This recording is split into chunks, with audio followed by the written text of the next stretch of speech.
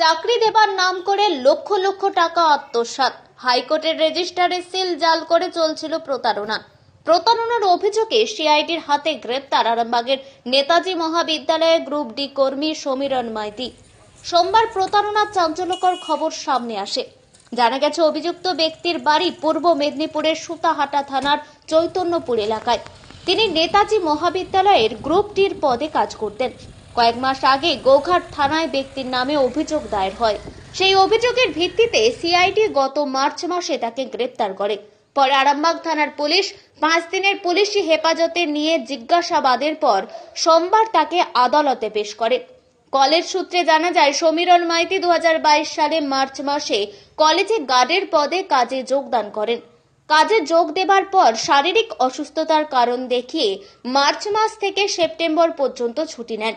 মাঝে কয়েক মাস কাজ করে ফের 2023 সালের নভেম্বর মাসে অসুস্থতার কারণ দেখিয়ে কলেজ কর্তৃপক্ষের কাছ থেকে ছুটির আবেদন করেন। এরপরেই মার্চ মাসের 13 তারিখে সিআইডির প্রতারণার অভিযোগে তাকে গ্রেপ্তার করে। তবে এই প্রতারণার জাল কত দূর বিস্তৃত এবং তার সাথে কতজন যুক্ত আছে তার তদন্ত চালাচ্ছে সিআইডি। আরামবাগ পুলিশ সূত্রে জানা গেছে, সমীরণ মাইতি আরামবাগের সদরঘাট এলাকার এক ব্যক্তির থেকে চাকরি দেওয়ার নাম করে 4 লক্ষ টাকা নিয়ে প্রতারণা করেন। এই বিষয়ে আরামবাগ থানায় অভিযোগ দায়ের হওয়ায় আদালতের নির্দেশে সিআইডি থেকে তাকে 5 দিনের পুলিশি হেফাজতে নেয় আরামবাগ থানার পুলিশ।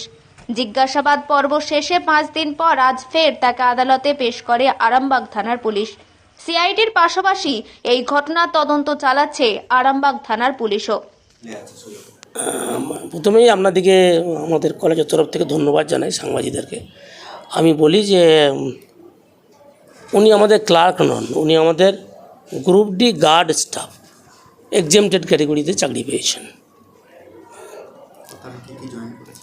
উনি প্রথম জয়েন করেছিলেন 14/3/2022-এ। 14/3/2022-এ জয়েন করার পরে উনি ছুটিতে ছিলেন 15/3 থেকে 14/9/2022 পর্যন্ত। তারপর উনি 15/9 থেকে আবার কাজে আসেন এবং 15/9 থেকে কাজে আসেন, 30 নভেম্বর 2023 পর্যন্ত উনি কাজ করেছেন। তারপর পরবর্তীকালে আবার যে ওনার আর কোনো লিভ না থাকার জন্য, যা লিভ ছিল 30/11/2023-এ সমস্ত শেষ হয়ে যায়, তখন গভর্নিং বডি ওর একটা অ্যাপ্লিকেশনও ছিল যে ও ক্রনিক ডিজিজে ভুগছে বলে।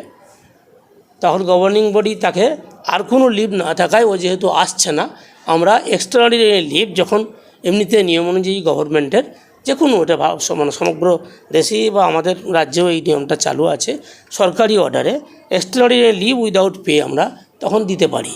তাই ওই ডিসেম্বর মাস থেকে আজ পর্যন্ত এখনও ও এক্সট্রাঅর্ডিনারি লিভেই আছে এবং আমাদের কাছে যেটুকু খবর তাতে উনি এখনও পর্যন্ত পুলিশ হেফাজতে অথবা সিআইডি হেফাজতে রয়েছে আর কি।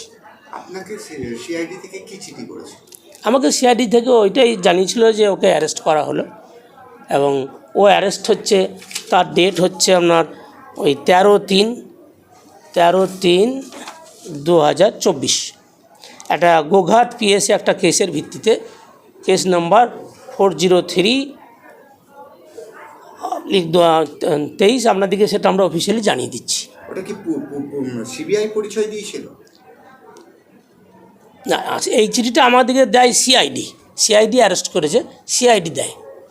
এবারে কিসের ভিত্তিতে কেস ওদের নাম্বার দেওয়া আছে, কেস সম্বন্ধে ডিটেলস এখানে কিছু বলা নেই। ওনার পুরো নামটা কি আছে? সমীরণ মাইতি। বাড়ি কোথায়? সমীরণ মাইতি বাড়ি হচ্ছে, বলে দিচ্ছি, পূর্ব মেদিনীপুর জেলা, পূর্ব Medinipur Chaitanyapur Sutahata police station, Sutahata district, পূর্ব মেদিনীপুর। এর আগে কোথায় জয়েন করেছে? এর আগে কোনো চাকরি করতে বলে আমাদের জানা নেই, আমরা বলতে পারবো না। কলেজ গভর্নিং বডি এই নিয়ে মিটিং ডেকেছিল এবং সেই মিটিংয়ের সিদ্ধান্ত হয়েছে বিকাশ ভবনে আমাকে দায়িত্ব দেওয়া হয়েছে কথা বলার জন্য লিগ্যাল সেলের সাথে। এটা তো লিগ্যাল ব্যাপার এখন, তাই আমরা লিগ্যাল সেলের সাথে কথা বলার জন্য আমরা ডেট ঠিক করেছি। যেহেতু মিন টাইমে ছিল গভর্নিং বডি পরে, আমরা হয়তো কালকেই যাচ্ছি আমরা লিগ্যাল সেলের সঙ্গে কথা বলবো না আমাদের কি পরবর্তী পদক্ষেপ হবে। এখন তো যেহেতু অ্যারেস্টেড অবস্থায় আছে, এখন থেকে আসতে পারছে না, এরপরে আমাদের কি পদক্ষেপ হবে আমরা তো অলরেডি লিভ উইদাউট পে করে রেখেছি। আমরা কাউকে চাকরি থেকে বরখাস্ত করতে পারি না, চাকরি দিয়েছে গভর্নমেন্ট, তার অ্যাপ্রুভাল দেওয়া হয়েছে বিকাশ ভবন থেকে। তাই সমস্ত বিষয়টা আমরা বিকাশ ভবনকে জানাচ্ছি এবং বিকাশ ভবন আমাদেরকে বলেছে যে আপনারা এরপর ল সেলের সঙ্গে কথা বলুন। প্রথমে আমাদের যিনি জেডিপিআই থাকেন, joint director of public administration under DPI আর কি, তিনি জেডিপিআই, তিনি মানে বিভিন্ন ডিস্ট্রিক্ট ভিত্তিক যে ডিপিআইরা আছেন, তা আমাদের যিনি যে ডিপিআই তার সঙ্গে আমরা কথা বলেছি। কথা বলার পরে উনি ল সেলের সঙ্গে কথা বলার জন্য অ্যাডভাইস করেছে, গভর্নিং বডিও ল সেলের সঙ্গে কথা বলার জন্য অ্যাডভাইস করেছে। সেই কথা বলার দায়িত্ব আমাকে দেওয়া হয়েছে, আমি সেই জন্য কথা বলতে যাব। আমি doctor Biswanath Garai, vice principal এবং কলেজের হেড অফ দি ইনস্টিটিউশন হিসেবে দায়িত্ব পালন করছি 1/11/2023 থেকে।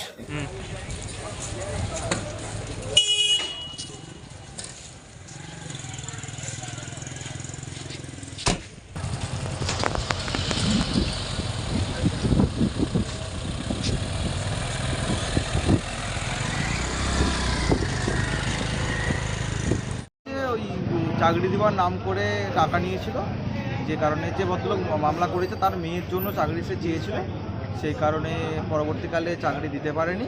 ওদের একটা সেই নিয়ে অভিযোগ হয়। তো অভিযোগ হওয়ার পর যখন ও রিমান্ডে যায় আসামি, রিমান্ডে ফেরত আসে আজকে, কিছু ডকুমেন্ট সিজ হয়েছে, যেখান থেকে দেখা যাচ্ছে একটা স্ট্যাম্প পেপার আছে যেখানে টাকা ধার নিয়েছিল বলে একটা স্ট্যাম্প পেপার পাওয়া গেছে। আর এরপরে বাকি তদন্তের বিষয়, তদন্ত চলছে এখন, এই তো ইনিশিয়াল স্টেজ, এখন তদন্ত চলছে, তারপর দেখা যাক কী হয়। আজকে কোর্ট থেকে কি রায় হলো? আজকে বেল হিয়ারিং করেছি, এখনও রায়টা রিজার্ভ আছে, এখন অর্ডারটা আমি পাইনি, দেখা যাক কী হয়। কি আশা করছেন তাও? আশা করছি বলতে এটা তো বেলটা তো ম্যাটার অফ ডিসকাশন, এটা লার্নেড কোর্টের অর্ডার ছাড়া তো আমি বলতে পারবো না, অর্ডারটা ঠিক গেলে বুঝতে পারবো। আপনার পরিচয়? আমার নাম সৌরভ লাহা, অ্যাডভোকেট, আরামবাগ।